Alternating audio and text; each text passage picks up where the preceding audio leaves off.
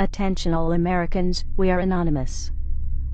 In early December of 2012, a crazy person in Connecticut went to a school and killed 20 school children and a number of adults. The attack in a theater in Colorado was the act of a crazy person. There are always some crazy people, and there are already laws in place making it illegal for them to obtain or to use them. It is illegal to take a firearm into a school or a theater. It is illegal to kill people, yet these laws did not stop these events because criminals do not obey the law. Only law-abiding citizens obey the law, and the law-abiding citizens are not the problem. Connecticut is the 4th highest gun control state in the country, and it's very hard to get a gun. Chicago and New York have the highest crime rates, and each has had total gun bans for years, yet gun violence increased.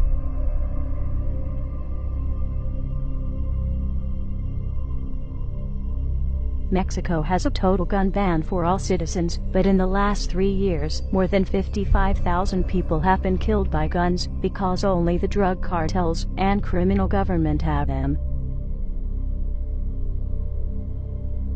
Throughout history, authoritarian governments have used gun violence as an excuse to take people's firearms and control their population. This is exactly what Adolf Hitler did to disarm the German people, and look at the atrocities his administration did.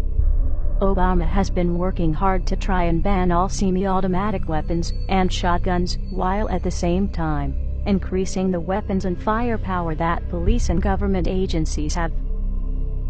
Within minutes of the Connecticut shootings, politicians were on the state-run media saying it was time to get rid of the guns, and they will be talking about it for weeks to come.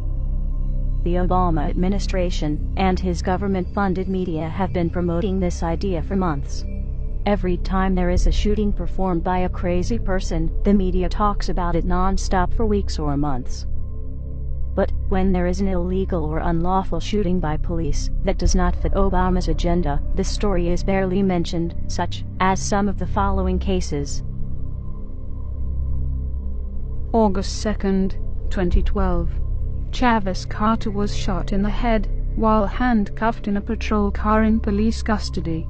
Police claim he hid the gun and shot himself, even though he already told his girlfriend they would go to a movie when he got out.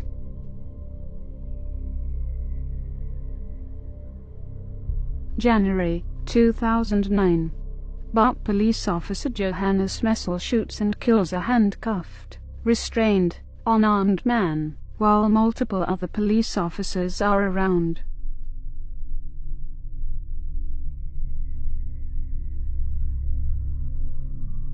August 2012.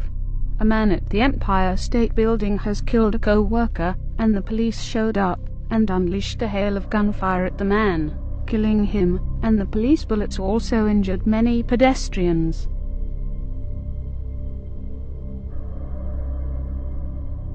July 2012. Some protesters demand answers from police about why they shot a man in the back. The police responded on the crowd of protesters that had many children under the age of 10 with rubber bullets and attack dogs.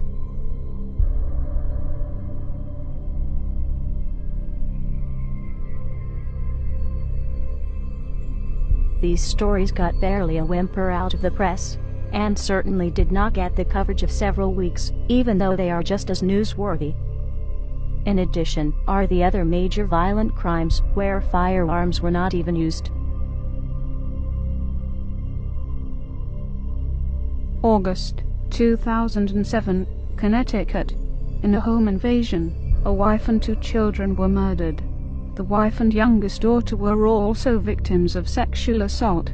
Only the father husband survived, and he was badly beaten.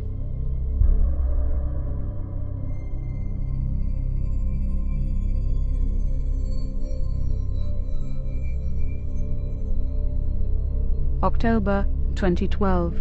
A mother and her 2 children were brutally murdered in California home. The suspect did not choose a firearm.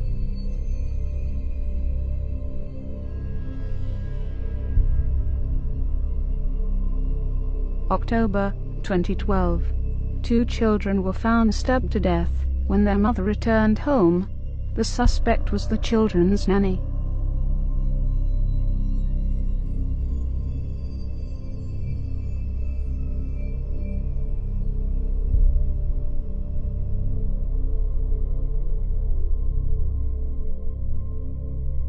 September 2012.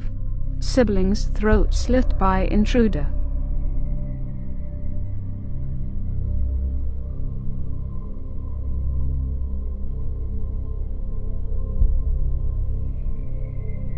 The press also hardly mentions the cases where guns were used by law-abiding citizens to save lives to avoid being raped or killed. October 2012. 12-year-old Oklahoma girl shoots home intruder to protect herself after she tried to evade them.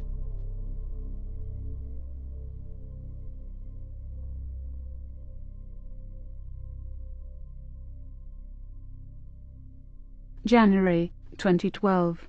14-year-old boy kills intruder when a gang of 4 men break into his house, where he was alone with his 17-year-old sister.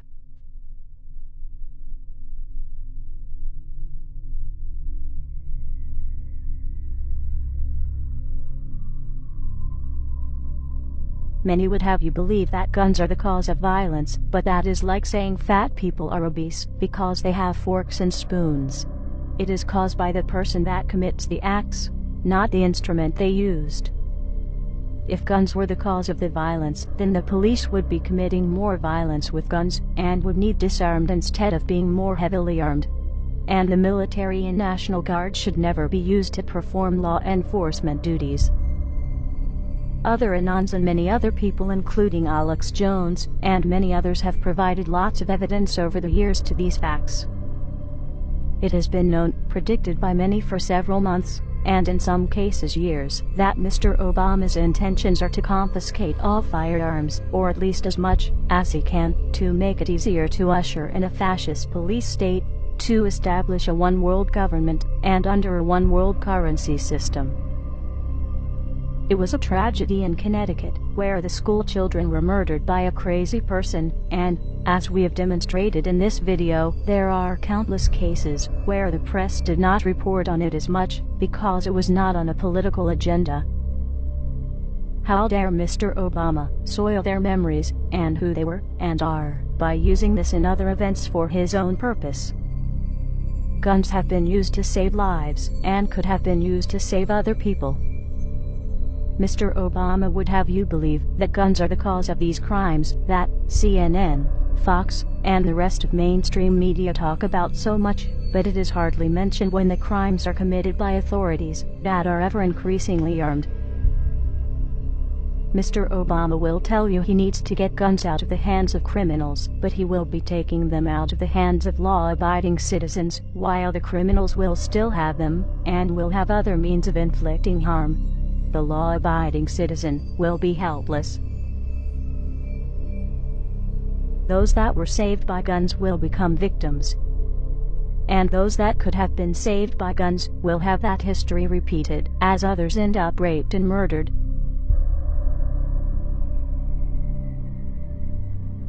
Mr. Obama, the Second Amendment of the U.S. Constitution does not talk about an army that is covered elsewhere in the Constitution. It does talk about a well-regulated militia, which is made up of civilians with their own weapons. The Second Amendment of the U.S. Constitution does not talk about protecting government or government resources, but it does talk about being necessary for the security of the free state. The Second Amendment of the U.S. Constitution does not say a single word about hunting or sport, but it does say, "The people's right to keep and bear arms shall not be infringed." To the American people, as many laws have been banning firearms in cities such as Chicago, New York, and Washington, D.C., have been implemented, and, as the courts get them, they are now being overthrown as unconstitutional. Even if they were not ruled on, they are an infringement to your Second Amendment rights, and you have no obligation to obey it, and the courts have no obligation to enforce it. No one is bound to obey an unconstitutional law, and no courts are bound to enforce it. Mr. Obama, as the chief law enforcement officer of the country, you are responsible for the conduct of those under your command. There will be no further tolerance of any of the following: any act to infringe on any of the Bill of Rights, as identified in the U.S. Constitution; any act to seize or locate any firearms or ammunition; any act to control the ownership of firearms or ammunition; any act to control the manufacturing or sales of firearms or ammunition; any act to document ownership, purchases, or attempts to purchase firearms or ammunition; any act to deploy or stage for deployment any military forces or government employees or agents thereof, for the purpose of asserting control over the population, or the rights of the people, or the states, as defined in the U.S. Constitution, such as would be used in martial law; any act to write, form, negotiate, enter into, or comply with any international treaty that would or could do any of the points mentioned previously. Reed vs. Covert, 354 U.S. 1, 1957. Treaties do not confer powers not authorized by Constitution.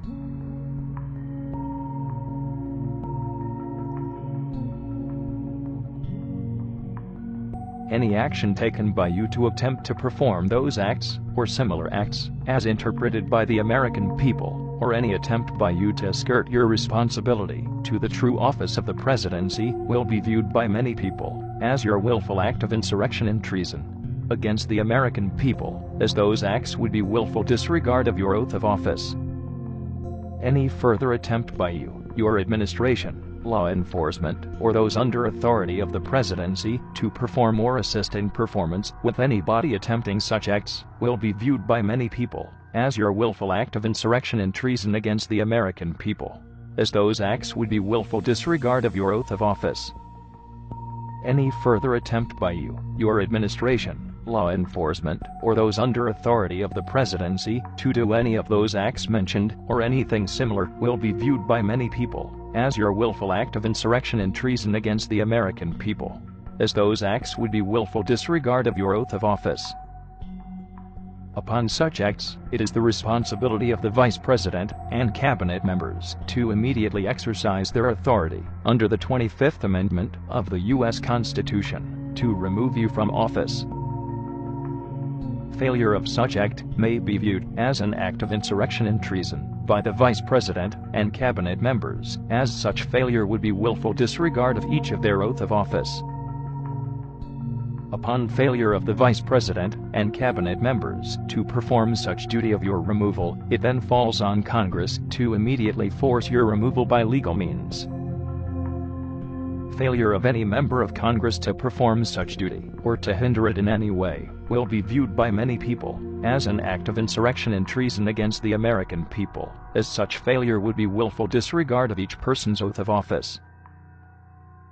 Upon failure of the Congress to perform such duty, it will be the responsibility upon the United States Supreme Court for failure to act in past or present to rectify said situation, and as such, will be viewed by many people as an act of insurrection and treason against the American people, as such failure would be willful disregard of each Supreme Court justice's oath of office.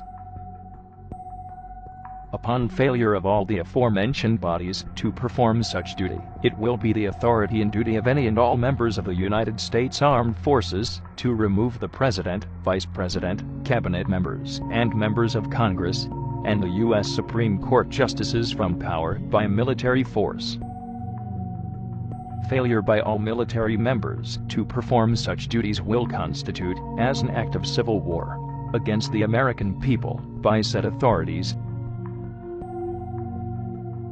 This video has links to other sources. This is for news and education reasons, and so falls under fair use. But no doubt, some people will try and have it removed. Download it and re-upload it, or pass it along. Let the truth be known. We are anonymous. We do not forgive. We do not forget.